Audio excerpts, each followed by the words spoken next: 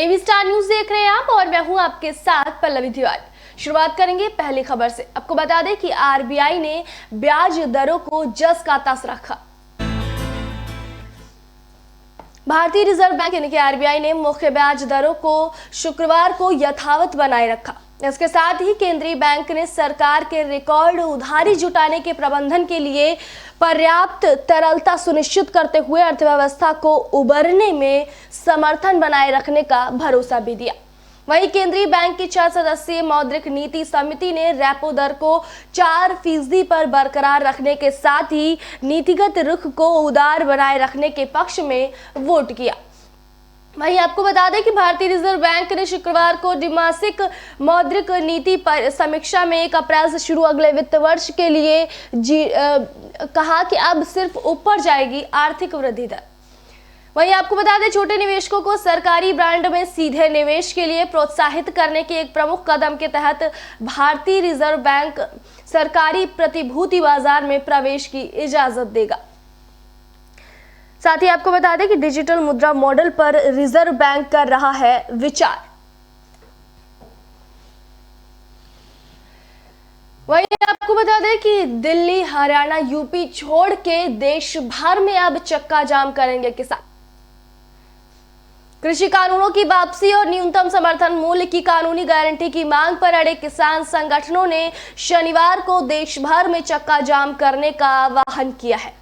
हालांकि हिंसा की आशंका के कारण दिल्ली, एनसीआर, उत्तर प्रदेश और उत्तराखंड को चक्का जाम से अलग रखा गया है। किसान नेता राकेश टिकैत ने कहा कि हमारे पास पुख्ता सबूत थे कि कुछ लोग चक्का जाम के दौरान हिंसा फैलाने की कोशिश करते।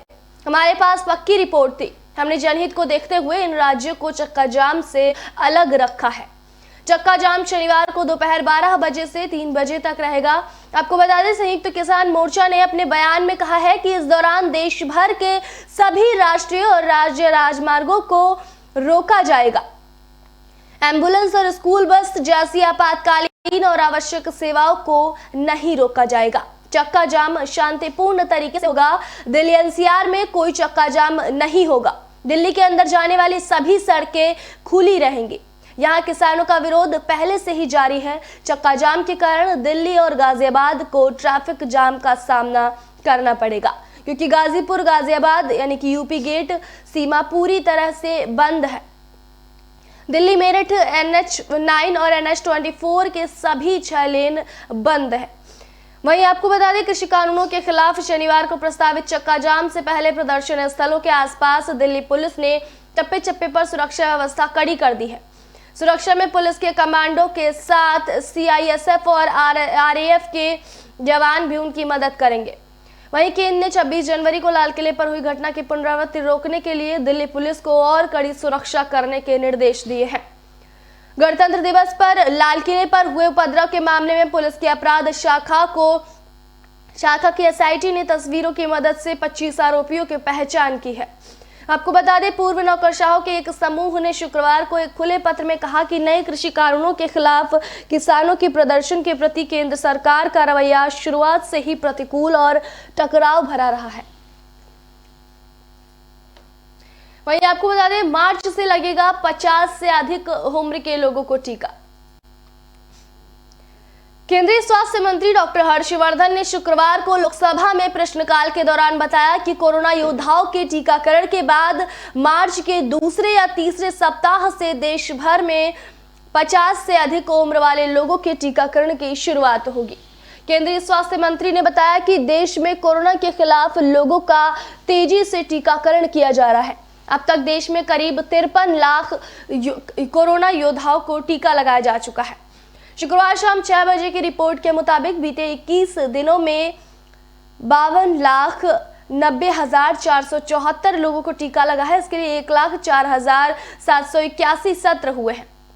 वहीं आपको बता दें देश में 21वें दिन शुक्रवार को 3,31,029 लोगों को कोरोना टीका लगाया गया। इसकी आखिरी रिपोर्ट देर शाम तक तैयार की जाएगी। वहीं आपको बता दें कोरोना टीके की मंजूरी का आवेदन फाइजर ने वापस ले लिया है।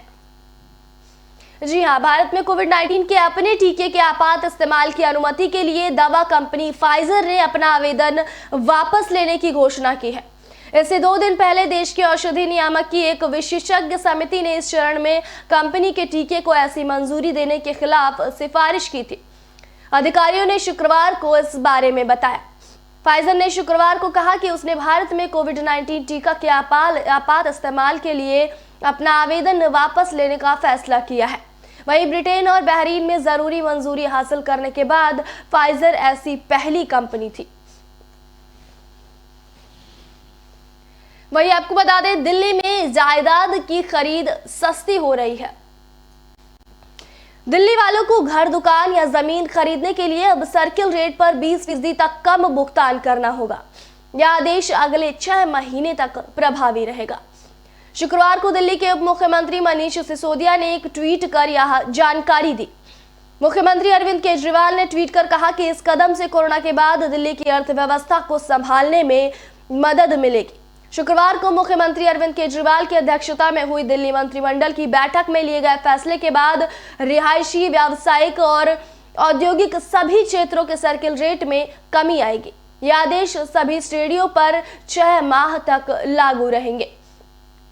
इसकी मदद से उन लोगों को लाभ होगा जो कोई संपत्ति खरीदने के लिए इंतजार कर रहे हैं। उन्होंने कहा कि इस फैसले से अर्थव्यवस्था को मजबूत करने में मदद मिलेगी। बताते चले कि सर्किल रेट दिल्ली सरकार की आय का बड़ा स्रोत है और महामारी की वजह से इस बार सरकार के राजस्व में कमी आई है। इस पहल से सरकार को राजस्व में बढ़ोतरी की उम्मीद है। वहीं दिल्ली में गृह कर की विभिन्न श्रेणियों की दरों के हिसाब से सरकार सर्किल रेट वसूल करती है। वहीं आपको बता दें, जम्मू कश्मीर में 18 महीने बाद 4G इंटरनेट सेवा बहाल की गई। जम्मू कश्मीर प्रशासन ने समूचे जम्मू कश्मीर में उच्च गति वाली मोबाइल इंटरनेट यानी 4G सेवा बहाल करने की शुक्रवार को घोषणा की। केंद्र द्वारा पूर्ववर्ती राज्य जम्मू कश्मीर का विशेष दर्जा खत्म कर अगस्त 2019 में उसे 2 केंद्र शासित प्रदेशों में विभाजित करने के 18 महीने बाद यह सेवा बहाल की गई है। गृह विभाग के प्रधान सचिव शालीन काबरा ने एक अधिसूचना जारी की और कश्मीर और जम्मू के पुलिस महानिरीक्षक को पाबंदी हटाने के बाद के हालात पर करीबी नजर रखने को कहा।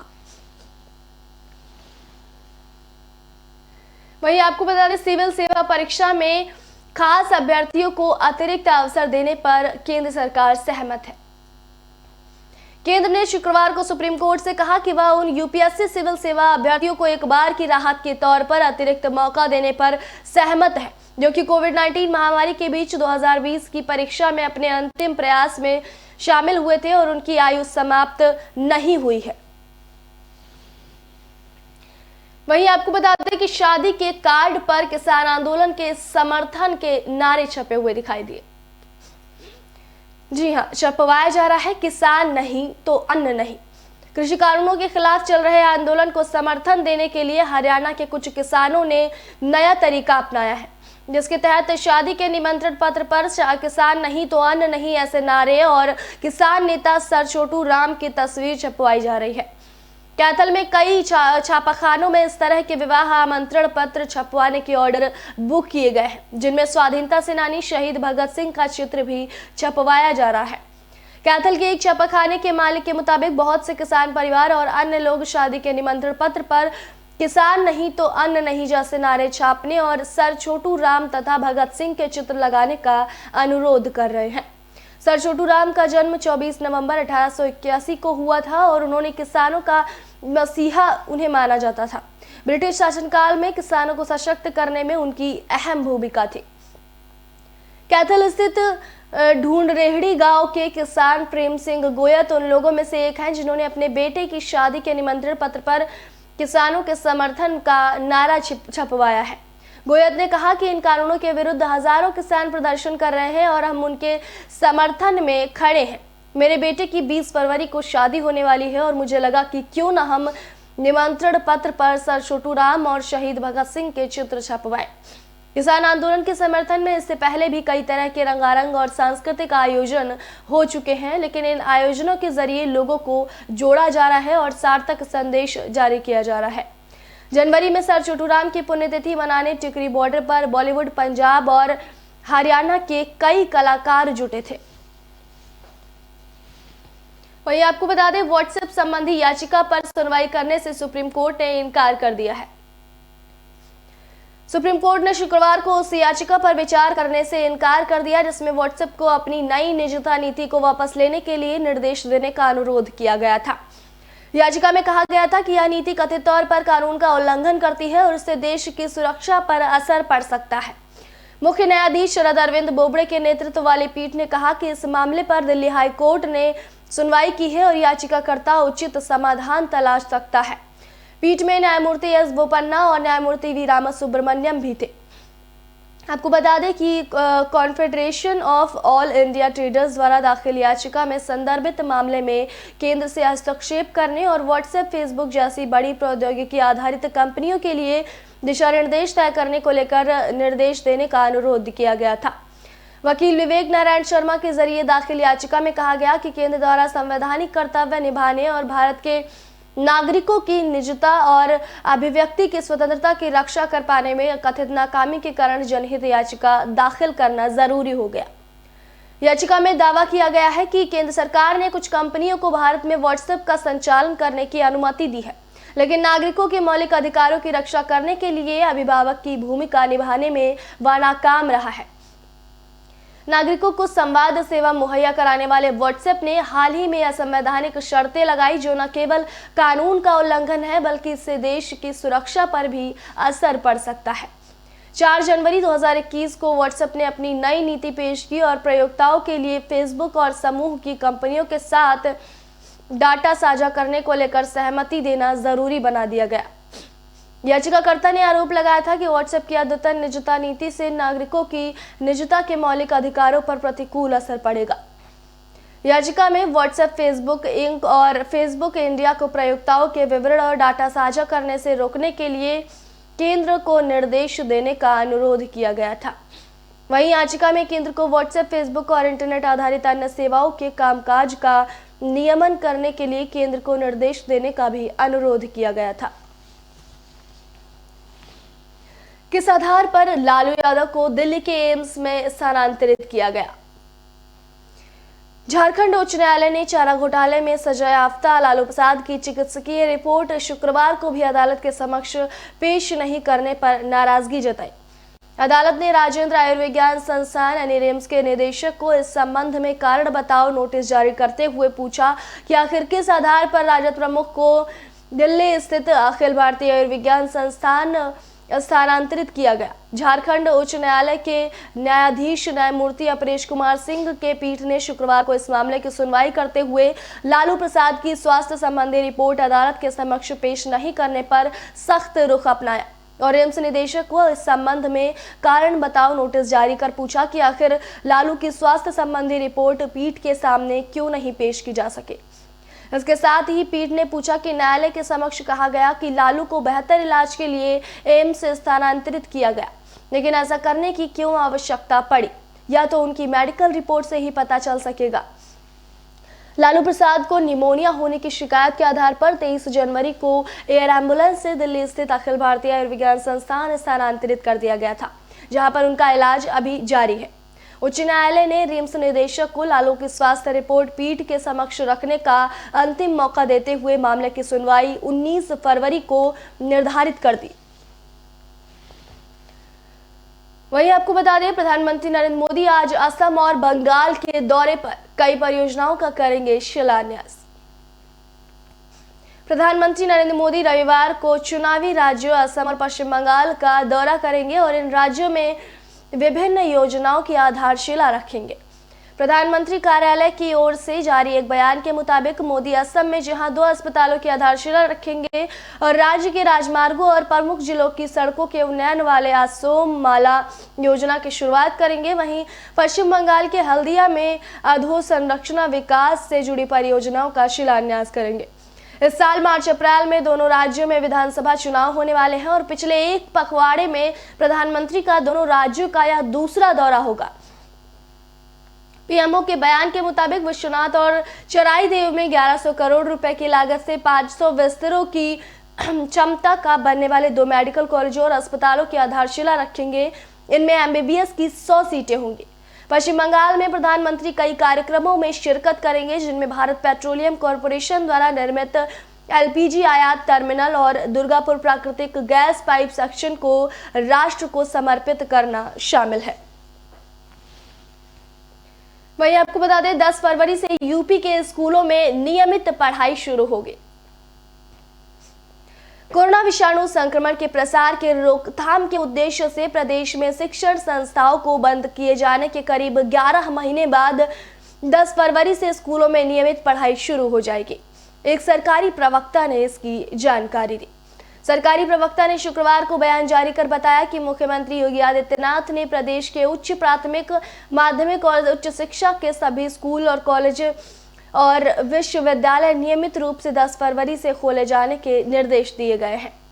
उत्तर प्रदेश शासन की अपर मुख्य सचिव रेणुका कुमार ने शुक्रवार को बेसिक शिक्षा अनुभाग के महानिदेशक को पत्र लिखकर सरकार के फैसले से अवगत कराया है। रेणुका ने अपने पत्र में कहा है कि शासन द्वारा सम्यक विचार के बाद तय किया गया है कि बेसिक शिक्षा विभाग के अंतर्गत कक्षा 6 से कक्षा 8 तक के बच्चों के लिए विद्यालयों में 10 फरवरी से पढ़ाई शुरू की जाए। उन्होंने कहा कि बेसिक शिक्षा विभाग के स्कूलों में कक्षा 1 से कक्षा 5 तक की पढ़ाई 1 मार्च से शुरू की जाएगी। वहीं आपको बता दें, बिजली चालित वाहनों के लिए लगेंगे 100 चार्जिंग स्टेशन। ई वाहनों की सुविधाएं बढ़ाने के लिए दिल्ली सरकार ई चार्जिंग स्टेशन तैयार करेगी।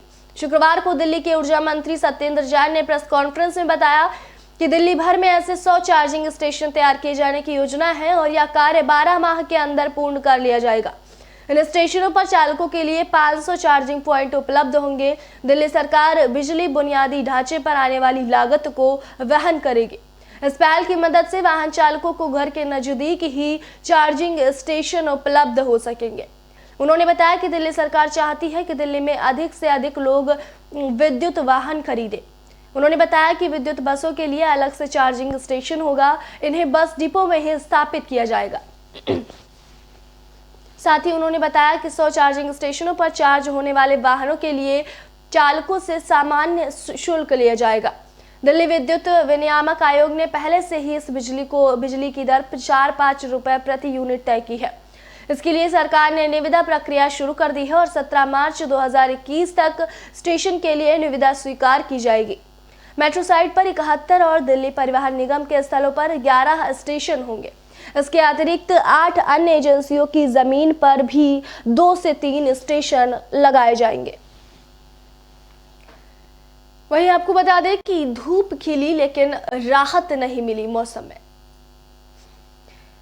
दिल्ली में शुक्रवार को धूप तो खिली लेकिन ठंड से राहत नहीं मिली। दिन में अधिकतम तापमान जहां 23 डिग्री से ऊपर रहा, वहीं न्यूनतम तापमान 6.8 डिग्री दर्ज किया गया।